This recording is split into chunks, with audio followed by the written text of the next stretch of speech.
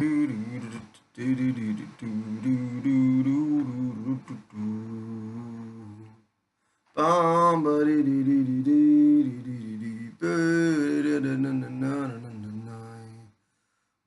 bum bum bum na na na na na na die die die die da da da da die.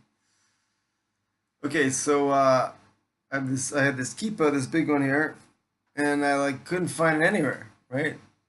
I don't live in a big place. So when I lose something, it's always where did it go?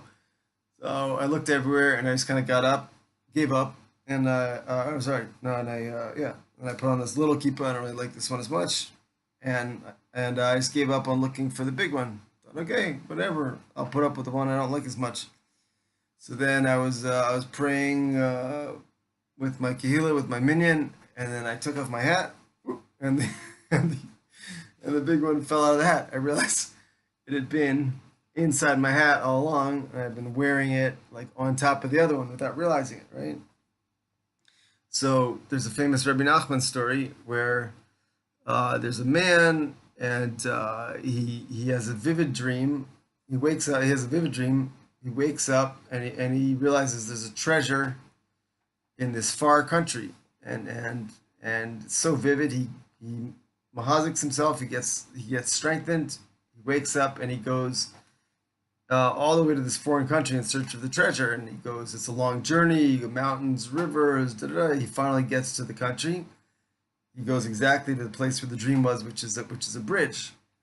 He's walking along the bridge, thinking, okay, what do I do next to find the treasure? And he runs into this policeman from the country, and the policeman says, what are you doing here?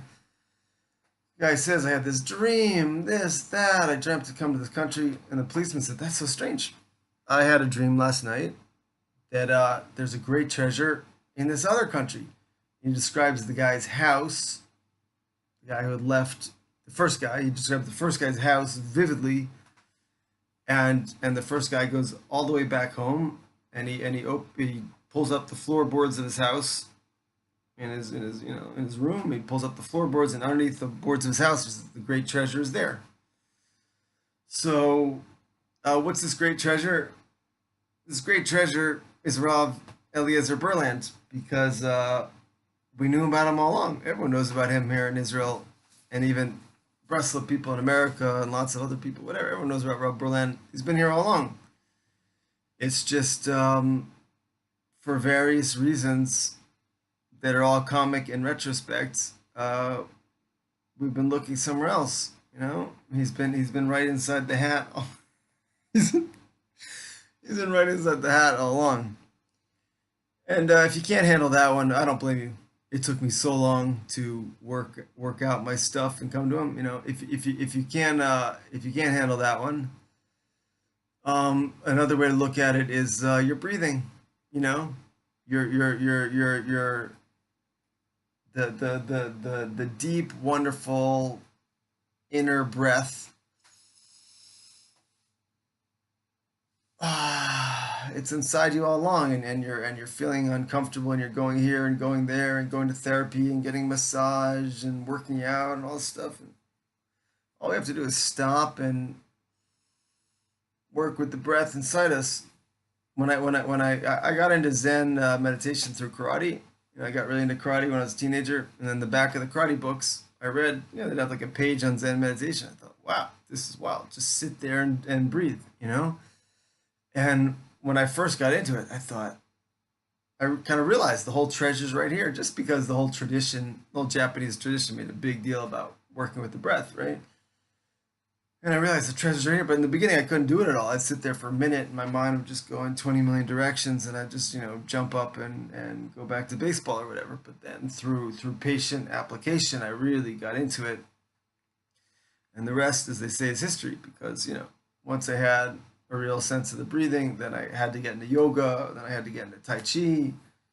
Then once I became, there's a lot more to that, but once I became religious, I realized a lot of Jews seemed like they're kind of too much up in their head, and I had to find Breslov, which goes out to the woods and does breathing. And Rob Berland, the other day, he changed my life. He said most diseases come from sleeping 8 hours. or more than 8 hours. And if we would all just sleep 6 hours, get up, go to the woods, do breathing exercises, we'll be healthy and cure everything. Because in Breslov, they usually say if you go out to the woods and do a spodus, if you talk to God, which of course is a thing wonderful beyond belief. But he said, it was a public talk, he said a thing right out of my old playbook, you know? And as I always have to say, if you get into Zen, a lot of it is idolatry, bowing to statues, chanting names of things that you shouldn't chant about. So, you know, do use Zen wisely. You know, talk to your local Orthodox rabbi if you want to do Zen. Um, and remember the treasure is right there. The treasure is right there. And for those of you who want Hizuk, who want strength to come to Rob Berland, use me in any way you can. And for those of you who don't, use me in any way you can. Come for acupressure massage, come for breath training, come for kosher yoga training, and come for health consultation. And if you come for health consultation, all this, you know, we can minimize or not talk about the Rob Berland thing at all. That's what I do with a lot of my friends. They just can't handle it, you know. It's a whole story. So we just don't talk about it, you know. When I was less mature, I used to push the issue all the time. And I realized, okay, someone can't hear it, they can't hear it. Big deal. I mean, it is a big deal because he is the Rebbe on planet Earth, as far as I'm concerned, yeah. But you know, we one of the greatest rules in the Torah is we can't tell someone something unless they're ready to hear it.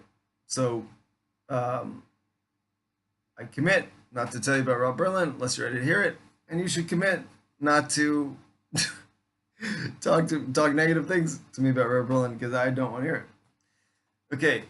Okay, love you guys, and I have this book for free distribution. It's a really incredible book. It's all the sources, like over 100 sources, um, about the opposition to Mashiach as that's bound to come as Mashiach reveals himself.